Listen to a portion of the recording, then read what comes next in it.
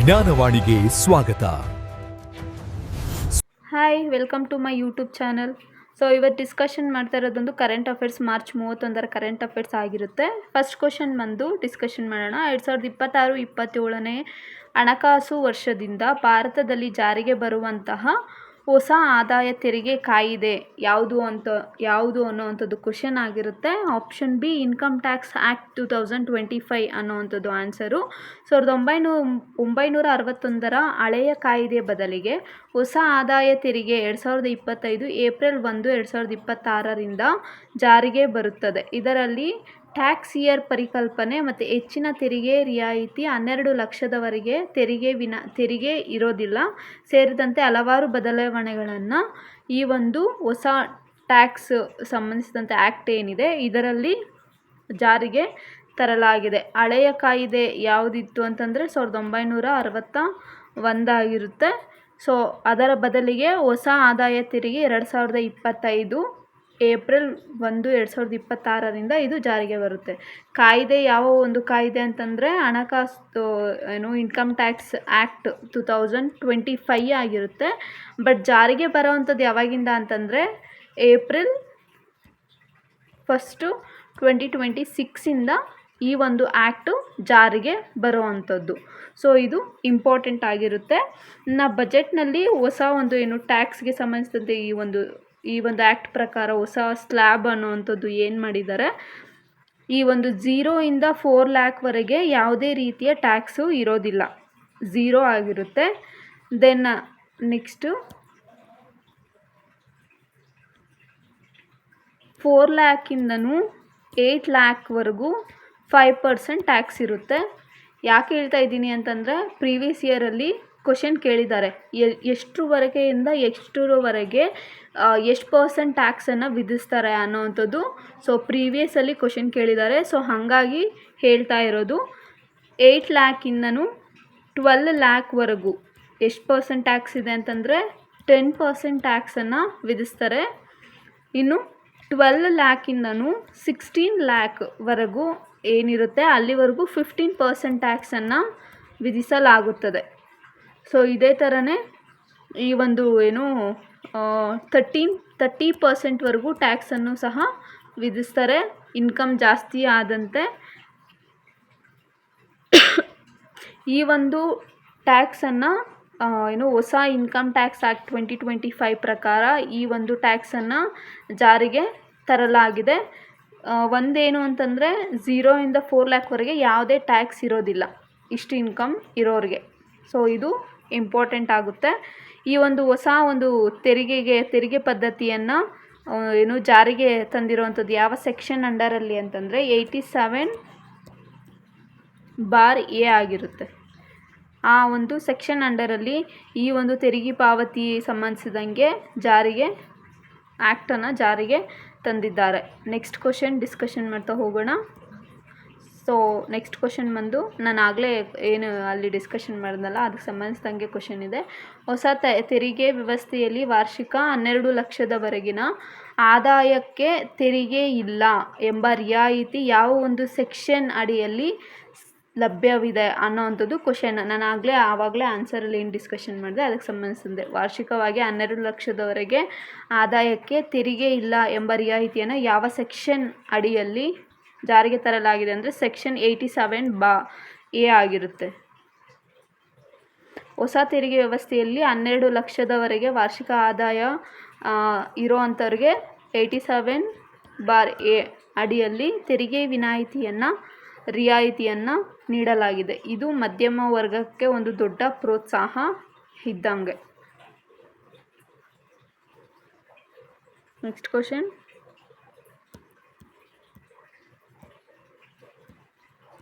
UPI ಮತ್ತು ATM ವಹಿವಾಟುಗಳಿಗೆ ಎಷ್ಟು ಉಚಿತ ವಹಿವಾಟುಗಳ ನಂತರ 23 ಶುಲ್ಕವನ್ನು ವಿಧಿಸಲಾಗುತ್ತದೆ ಅನ್ನೋವಂಥದ್ದು ಕ್ವಶನ್ ಆಗಿರುತ್ತೆ. 5 ವಹಿವಾಟುಗಳು ಅಂದರೆ ಹೊಸ ಬ್ಯಾಂಕಿಂಗ್ ನಿಯಮದ ಪ್ರಕಾರ ಬ್ಯಾಂಕಿಂಗ್ ಒಂದು ಹೊಸ ನಿಯಮವನ್ನು ಜಾರಿಗೆ ತಂದಿದೆ. ಯಾವುದಕ್ಕೆ ಸಂಬಂಧಿಸಿದಂತೆ ಅಂತಂದರೆ UPI ಮತ್ತು ATM ವಹಿವಾಟಿಗೆ ಸಂಬಂಧಿಸಿದಂತೆ ಉಚಿತ ಮಿತಿಯಲ್ಲಿ ಸೇರಿಸಲಾಗಿದೆ. ಮೊದಲ 5 ವಹಿವಾಟಿಗೆ ಉಚಿತ, ನಂತರ ವಹಿವಾಟಿಗೆ 23 ರೂಪಾಯಿ ಶುಲ್ಕವನ್ನು ವಿಧಿಸಲಾಗುತ್ತದೆ ಅಂತ ಹೇಳಿ ಈ ಒಂದು UPI ಮತ್ತು ATM ವಹಿವಾಟಿನ ಸಂಬಂಧಿಸಿದಂಗೆ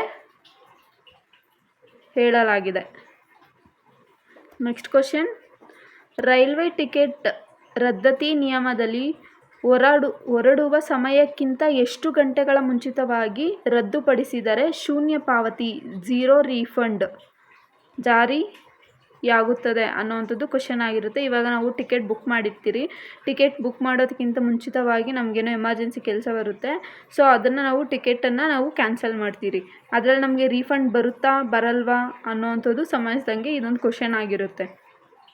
ನಾವು ಹೊರಡೋಕ್ಕಿಂತ ಮುಂಚೆ 8 ಗಂಟೆಗಳಕ್ಕಿಂತ ಮುಂಚಿತವಾಗಿ ನಾವು ಅದನ್ನು ರದ್ದು ಮಾಡಿದ್ರೆ, ಆ ಟಿಕೆಟನ್ನು 8 ಗಂಟೆಗಳ ಮುಂಚಿತವಾಗಿ ನಾವು ಅದನ್ನು ರದ್ದು ಮಾಡಿದ್ರೆ ನಮಗೆ ಅಮೌಂಟು ರೀಫಂಡ್ ಆಗುತ್ತೆ, ಇಲ್ಲ ಅಂದರೆ ಆಗೋದಿಲ್ಲ. ಹೊಸ ಟಿಕೆಟ್ ರದ್ದತಿ ನಿಯಮ ಪ್ರಕಾರ ರೈಲು ಹೊರಡುವ 8 ಗಂಟೆಗಳ ಮುಂಚಿತವಾಗಿ ಟಿಕೆಟ್ ರದ್ದುಪಡಿಸಿದರೆ ಮಾತ್ರ ನಮಗೆ ಮರುಪಾವತಿ ಸಿಗುತ್ತದೆ.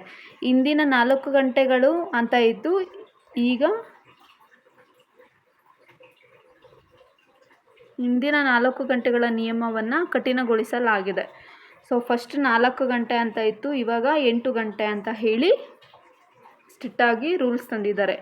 ಅಂದರೆ ಇವಾಗ ನೀವು ಟಿಕೆಟ್ ಬುಕ್ ಮಾಡಿದ ಮೇಲೆ 8 ಗಂಟೆಗಳು ಬಿಫೋರ್ ನೀವು ಕ್ಯಾನ್ಸಲ್ ಮಾಡಬೇಕು, ಇಲ್ಲ ಅಂದರೆ ನಿಮಗೆ ರೀಫಂಡ್ ಆಗಲ್ಲ.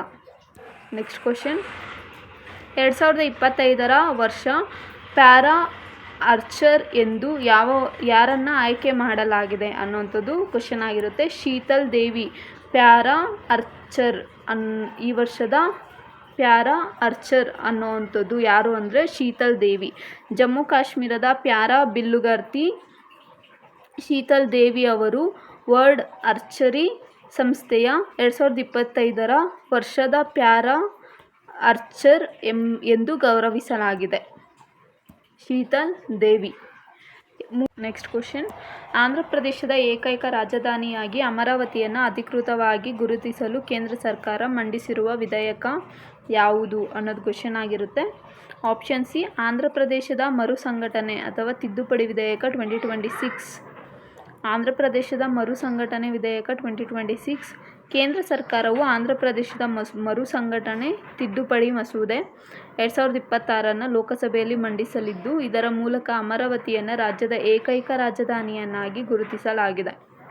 ನೆಕ್ಸ್ಟ್ ಕ್ವಶನ್, ನಾಸಾದ ಆರ್ಟಿಮಿಸ್ 2 ಮಿಷನ್ ಯಾವ ಉದ್ದೇಶವನ್ನು ಹೊಂದಿದೆ? ಸೊ ಇದರ ಉದ್ದೇಶ ಆರ್ಟಿಮಿಸ್ 2 ನಾಸಾದ ಇದರ ಉದ್ದೇಶ ಏನು ಅಂದರೆ ಚಂದ್ರನಿಗೆ ಮಾನವ ಸಹಿತ ಮಿಷನ್ ಆಗಿರುತ್ತೆ. ಆರ್ಟಿಮಿಸ್ 2 ಮಿಷನ್ 50 ವರ್ಷಗಳ ನಂತರ ಚಂದ್ರನಿಗೆ ಮಾನವ ಸಹಿತ ಮಿಷನ್ ಆಗಿದೆ. ಇದರ ಉಡಾವಣೆ ಬಂದು ಏಪ್ರಿಲ್ 1, 2026 ನಿಗದಿ ಮಾಡಲಾಗಿದೆ. ಆರ್ಟಿಮಿಸ್ 2 ಮಿಷನ್ ಯಾವ ಒಂದಕ್ಕೆ ಸಂಬಂಧಿಸಿದೆ ಅಂದರೆ ಚಂದ್ರನಿಗೆ ಮಾನವ ಸಹಿತ ಮಿಷನನ್ನು ಕಳಿಸುವುದಕ್ಕೆ ಸಂಬಂಧಿಸಿದೆ. ಇದನ್ನು ಕಳಿಸ್ತಾ ಇರೋದು ನಾಸಾ ಆಗಿರುತ್ತೆ. ಭಾರತದಲ್ಲಿ ಡಿಜಿಟಲ್ ಜನಗಣತಿ ಮೊದಲ ಹಂತ ಯಾವಾಗಿನಿಂದ ಪ್ರಾರಂಭವಾಗಲಿದೆ ಅನ್ನೋದು ಕ್ವಶನ್ ಆಗಿರುತ್ತೆ. ಇದಕ್ಕೆ ಸಂಬಂಧಿಸಿದಂಗೆ ಆನ್ಸರ್ ಏಪ್ರಿಲ್ 1, 2026 ಭಾರತದ ಮೊದಲ ಸಂಪೂರ್ಣ ಡಿಜಿಟಲ್ ಜನಗಣತಿ ಹಂತವನ್ನು ಏಪ್ರಿಲ್ ತಿಂಗಳಿನಲ್ಲಿ ಪ್ರಾರಂಭಿಸಲಾಗುತ್ತದೆ. ಇದಕ್ಕೆ ಸಂಬಂಧಿಸಿದಂಗೆ ಕೆಲವೊಂದು ಫಸ್ಟ್ ಎಲ್ಲಿ ಮೊದಲ ಡಿಜಿಟಲ್ ಜನಗಣತಿಯನ್ನು ಪ್ರಾರಂಭಿಸಲಾಯಿತು, ರಾಜ್ಯದಲ್ಲಿ ಫಸ್ಟ್ ಈ ಒಂದು ಡಿಜಿಟಲ್ ಜನಗಣತಿಯನ್ನು ಪ್ರಾರಂಭಿಸಲಾಯಿತು ಅಂತ ಹೇಳಿ ಕಮೆಂಟಲ್ಲಿ ತಿಳಿಸಿ. ನೆಕ್ಸ್ಟ್ ಕ್ವಶನ್, ಭಾರತದ ಆರ್ಥಿಕ ವರ್ಷ ಯಾವ ಅವಧಿಯನ್ನು ಹೊಂದಿದೆ? ಭಾರತದ ಆರ್ಥಿಕ ವರ್ಷ ಯಾವ ಒಂದು ಅವಧಿಯನ್ನು ಹೊಂದಿದೆ ಅನ್ನುವಂಥದ್ದು ಕ್ವಶನ್ ಆಗಿರುತ್ತೆ. ಬಿ, ಏಪ್ರಿಲ್ 1 ಮಾರ್ಚ್ 31 ಆಗಿರುತ್ತೆ. ಭಾರತದ ಆರ್ಥಿಕ ವರ್ಷ ಫಿನಾನ್ಷಿಯಲ್ ಇಯರ್ ಏಪ್ರಿಲ್ 1 ಮಾರ್ಚ್ 31 ಭಾರತದಲ್ಲಿ ಕೇಂದ್ರ ಬಜೆಟ್ ಮತ್ತು ತೆರಿಗೆ ಲೆಕ್ಕಾಚಾರ ಇದನ್ನು ಬಳಸಲಾಗುತ್ತದೆ. ನೆಕ್ಸ್ಟ್ ಕ್ವಶನ್, ಪ್ರಧಾನಮಂತ್ರಿ ಸುರಕ್ಷಾ ಬಿಮಾ ಯೋಜನೆ PMSBY ಪ್ರಧಾನಮಂತ್ರಿ ಸುರಕ್ಷಾ ಬಿಮಾ ಯೋಜನೆ ನವೀಕರಣ ಯಾವ ಅವಧಿಯಿಂದ ಆಗುತ್ತದೆ ಅನ್ನುವಂಥದ್ದು ಕ್ವಶನ್ನು. ಜೂನ್ ಮತ್ತು ಮೇ ತಿಂಗಳು. ಆಪ್ಷನ್ ಸಿ ಆನ್ಸರ್ ಆಗಿರುತ್ತೆ. ವಿಮಾ ಯೋಜನೆ ಇನ್ಶೂರೆನ್ಸ್ ಇಯರ್ ಜೂನ್ 1 ಮೇ 31 ಇರುತ್ತದೆ. ಈ ಒಂದು ಪ್ರಧಾನಮಂತ್ರಿ ಸುರಕ್ಷಾ ಬಿಮಾ ಯೋಜನೆ ಮತ್ತು PMJCBY ಯೋಜನೆ ನವೀಕರಣದ ಅವಧಿ ನಡೆಯಲಿದೆ. ನೆಕ್ಸ್ಟ್ ಕ್ವಶನ್, ಇತ್ತೀಚೆಗೆ ಭಾರತೀಯ ವಾಯುಸೇನೆಗೆ ಮೌಂಟೇನ್ ರಡಾರ್ಸ್ ಪೂರೈಸಲು BEL ಜೊತೆಗೆ ಮಾಡಿಕೊಂಡ ಒಪ್ಪಂದದ ಮೌಲ್ಯ ಎಷ್ಟು ಅನ್ನೋಂಥದ್ದು ಕ್ವಶನ್ ಆಗಿರುತ್ತೆ. ಆಪ್ಷನ್ ಬಿ 1950 ಕೋಟಿ ಆಗಿರುತ್ತೆ. ಉತ್ತರದ ಗಡಿಯಲ್ಲಿ ಹೆಚ್ಚಿನ ಎತ್ತರದ ಕಣ್ಗಾವಲನ್ನು ಹೆಚ್ಚಿಸೋದಕ್ಕೋಸ್ಕರ ಭಾರತದ ಎಲೆಕ್ಟ್ರಾನಿಕ್ ಲಿಮಿಟೆಡ್ BEL ಅಂದರೆ ಭಾರತದ ಎಲೆಕ್ಟ್ರಾನಿಕ್ ಲಿಮಿಟೆಡ್ ಆಗಿರುತ್ತೆ. ಇದರ ಜೊತೆಯಲ್ಲಿ 1950 ಕೋಟಿ ಮೌಲ್ಯದ ಒಪ್ಪಂದವನ್ನು ಮಾಡಿಕೊಳ್ಳಲಾಗಿದೆ. Next question, icon of the month ಗೌರವಕ್ಕೆ ಮಾರ್ಚ್ ತಿಂಗಳಿನಲ್ಲಿ ಯಾರು ಆಯ್ಕೆಯಾಗಿದ್ದಾರೆ ಅನ್ನೋಂಥದ್ದು ಕ್ವಶನ್ ಆಗಿದೆ. ವಿ ಕಾಮಕೋಟಿ ಅನ್ನೋಂಥದ್ದು ಆನ್ಸರು. IIT ಮದ್ರಾಸ್ ನಿರ್ದೇಶಕ ವಿ ಕಾಮಕೋಟಿ ಅವರಿಗೆ ಸೂಪರ್ ಚೆನ್ನೈ ಸಂಸ್ಥೆಯಿಂದ ಮಾರ್ಚ್ ತಿಂಗಳ ಐಕಾನ್ ಆಫ್ ದಿ ಮಂತ್ ಗೌರವವನ್ನು ನೀಡಿ ಗೌರವಿಸಲಾಗಿದೆ. ನೆಕ್ಸ್ಟ್ ಕ್ವಶನ್, ಮಿಯಾಮಿ ಓಪನ್ 2026 ಟೆನ್ನಿಸ್ನ ಪ್ರಶಸ್ತಿಯನ್ನು ಯಾರು ಗೆದ್ದುಕೊಂಡಿದ್ದಾರೆ ಅನ್ನೋವಂಥದ್ದು ಕ್ವಶನ್ ಆಗಿರುತ್ತೆ. ಮಿಯಾಮಿ ಓಪನ್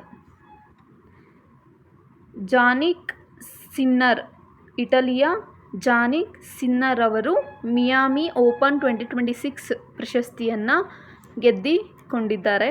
ಇದರೊಂದಿಗೆ ಇಂಡಿಯನ್ಸ್ ವೆಲ್ಸ್ ಮತ್ತು ಮಿಯಾಮಿ ಎರಡನ್ನೂ ಒಂದೇ ವರ್ಷದಲ್ಲಿ ಗೆಲ್ಲುವ ಮೂಲಕ ಡಬಲ್ ಸೆನ್ಸೇಷನನ್ನು ಕ್ರಿಯೇಟ್ ಮಾಡಿದ್ದಾರೆ.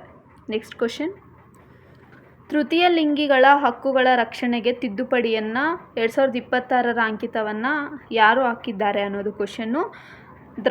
ರಾಷ್ಟ್ರಪತಿ ದ್ರೌಪದಿ ಮುರ್ಮು ಅವರು ತೃತೀಯ ಲಿಂಗಗಳಿಗೆ ಸಂಬಂಧಿಸಿದಂತೆ ಅವರ ಹಕ್ಕುಗಳಿಗೆ ಸಂಬಂಧಿಸಿದಂತೆ ಒಂದು ಮಸೂದೆಯನ್ನು ಸಂಸತ್ನಲ್ಲಿ ಮಂಡಿಸಿದ್ದರು. ಸೊ ಅದನ್ನು ರಾಷ್ಟ್ರಪತಿ ಅಂಕಿತಕ್ಕೆ ಕಳಿಸಲಾಗಿತ್ತು. ದ್ರೌಪದಿ ಮುರ್ಮು ಅವರು ಈ ಒಂದು ಮಸೂದೆಗೆ ಅಂಕಿತವನ್ನು ಹಾಕಲಾಗಿದೆ. ತೃತೀಯ ಲಿಂಗಿಗಳ ಹಕ್ಕುಗಳ ರಕ್ಷಣೆಯ ತಿದ್ದುಪಡಿ ವಿಧೇಯಕವನ್ನು 2026 ರಾಷ್ಟ್ರಪತಿ ದ್ರೌಪದಿ ಮುರ್ಮು ಅವರು ಅಂಕಿತವನ್ನು ಹಾಕಿದ್ದಾರೆ. ರಾಮನಾಥ್ ಗೋಯಿಂಕಾ ಶ್ರೇಷ್ಠ ಪತ್ರಿಕೋದ್ಯಮ ಪ್ರಶಸ್ತಿಯನ್ನು ಮಾಡಿರೋರು ಯಾರು ಅನ್ನೋವಂಥದ್ದು ಕ್ವಶನ್ ಆಗಿರುತ್ತೆ. ಪ್ರದಾನ ಮಾಡಿದ್ದು ಯಾರು ಅನ್ನೋವಂಥದ್ದು. ರಾಮನಾಥ್ ಗೋಯಿಂಕಾ ಶ್ರೇಷ್ಠ ಪತ್ರಿಕೋದ್ಯಮ ಪ್ರಶಸ್ತಿಯನ್ನು ಪ್ರದಾನ ಮಾಡಿದವರು ಯಾರು ಅನ್ನುವಂಥದ್ದು ಸೊ ಕ್ವಶನ್ ಆಗಿರುತ್ತೆ. ಉಪರಾಷ್ಟ್ರಪತಿ CP ರಾಧಾಕೃಷ್ಣನ್ ಅವರು ಈ ಒಂದು ಪ್ರಶಸ್ತಿಯನ್ನು 20ನೇ ರಾಮನಾಥ್ ಗೋಯಿಂಕಾ ಶ್ರೇಷ್ಠ ಪತ್ರಿಕೋದ್ಯಮ ಪ್ರಶಸ್ತಿಯನ್ನು ಉಪರಾಷ್ಟ್ರಪತಿ CP ರಾಧಾಕೃಷ್ಣನ್ ಅವರು ನವದೆಹಲಿಯಲ್ಲಿ ಇವರಿಗೆ ನೀಡಲಾಗಿದೆ. ಈ ಒಂದು ಪ್ರಶಸ್ತಿಯನ್ನು ಪ್ರದಾನ ಮಾಡಲಾಗಿದೆ. 20ನೇ ರಾಮನಾಥ್ ಗೋಯಿಂಕಾ ಶ್ರೇಷ್ಠ ಪತ್ರಿಕೋದ್ಯಮ ಪ್ರಶಸ್ತಿ ಆಗಿರುವಂಥದ್ದು. ನೆಕ್ಸ್ಟ್ ಕ್ವಶನ್, ಅಮೆರಿಕ ಇಸ್ರೇಲ್ ನಡುವೆ ವೈಮಾನಿಕ ದಾಳಿಯಲ್ಲಿ ಇರಾನ್ನ ಯಾವ ಕಂಪನಿ ಗುರಿಯಾಯಿತು ಅನ್ನೋವಂಥದ್ದು ಕ್ವಶನ್ ಆಗಿರುತ್ತೆ. ತೋಫಿಕ್ ದಾರು ರಿಸರ್ಚ್ ಅನ್ನೋ ಒಂದು ಕಂಪನಿ ಈ ಒಂದು ಅಮೆರಿಕ ಇಸ್ರೇಲ್ ದಾಳಿಯಿಂದಾಗಿ ಇದು ಗುರಿಯಾಯಿತು ಅನ್ನೋವಂಥದ್ದು ಏನು ಸಂಬಂಧಿಸಿದಂತೆ ಆನ್ಸರ್ ಆಗಿರುತ್ತೆ. ತೋಫಿಕ್ ದಾರ್ ರಿಸರ್ಚ್ ಇದು ಒಂದು ಅಮೆರಿಕ ಒಂದು ಇಸ್ರೇಲ್ ದಾಳಿಯಿಂದಾಗಿ ಇರಾನ್ನಲ್ಲಿ ಅತಿ ದೊಡ್ಡ ಕ್ಯಾನ್ಸರ್ ಮತ್ತು ಅರೆವಳಿಕ ಔಷಧಿಗಳ ಒಂದು ಕಂಪನಿ ಆಗಿರುತ್ತೆ. ಕ್ಯಾನ್ಸರ್ಗೆ ಸಂಬಂಧಿಸಿದಂತೆ ಇರೋವಂಥದ್ದು ಈ ಒಂದು ಕಂಪನಿ. ಸೊ ಇದರ ಮೇಲೆ ಅಮೆರಿಕ ಮತ್ತು ಇಸ್ರೇಲು ದಾಳಿ ಮಾಡಿ ಇದು ತುಂಬ ಡ್ಯಾಮೇಜ್ ಆಗಿರುವಂಥದ್ದು.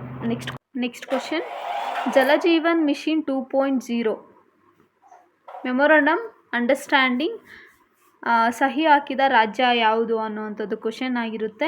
So option B Meghalaya. ಸುಸ್ಥಿರ ಗ್ರಾಮೀಣ ನೀರು ಸರಬರಾಜು ಸುಧಾರಣೆಗಾಗಿ ಜಲಜೀವನ್ ಮಿಷನ್ 2.0 ಅಡಿಯಲ್ಲಿ ಮೆಮೊರಂಡಮ್ ಅಂಡರ್ಸ್ಟ್ಯಾಂಡಿಂಗ್ಗೆ ಸಹಿ ಹಾಕಿರುವಂತಹ 12ನೇ ರಾಜ್ಯ ಯಾವುದು ಅಂತಂದರೆ ಸೊ ಮೇಘಾಲಯ ಆಗಿರುತ್ತೆ. ಈ ಜಲಜೀವನ್ ಮಿಷನ್ ಏನಿದೆ ಇದನ್ನು ಸೆಂಟ್ರಲ್ ಗೌರ್ನಮೆಂಟು ಎಕ್ಸ್ಟೆಂಡ್ ಮಾಡಿದ್ದಾರೆ. ಈ ಒಂದು ಏನು ಫಸ್ಟ್ ಇರೋದಕ್ಕಿಂತನೂ ಸೊ ಇಷ್ಟೊತ್ತಿಗೆ ಅದು ಮುಗಿಬೇಕಾಯಿತು, ಬಟ್ ಅದನ್ನು ಎಕ್ಸ್ಟೆಂಡ್ ಮಾಡಿದ್ದಾರೆ. ಯಾವ ವರ್ಷಕ್ಕೆ ಎಕ್ಸ್ಟೆಂಡ್ ಮಾಡಿದ್ದಾರೆ ಗೌರ್ನಮೆಂಟ್ ಅಂತ ಹೇಳಿ ಕಮೆಂಟ್ ಬಾಕ್ಸಲ್ಲಿ ತಿಳಿಸಿ. So thank you for watching. Bye.